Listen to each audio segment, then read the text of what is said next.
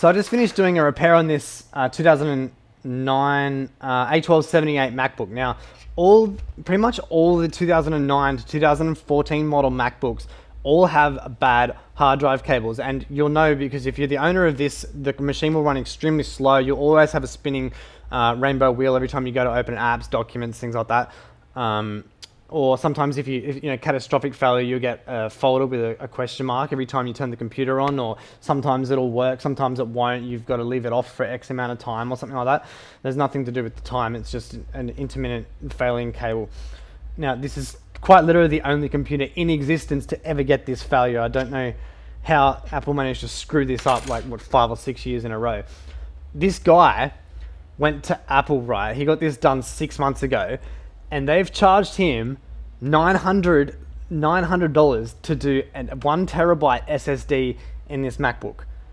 And that's a $200 part. So I'm going to show you in a second what they charged $700 labor for. Not to mention the fact that they completely misdiagnosed it and didn't even change the cable. I just changed that then, that's why that sticker's there. But this is what he just paid $700 labor for, because you could never ever trust a third-party repairer with such a complicated job. You should only ever trust an iGenius. Oh. $700 labor.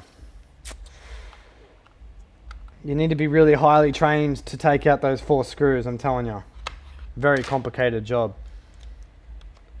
If I could ever be good enough to change those 4 screws, I tell you what, $700, that'd be my minimum rate.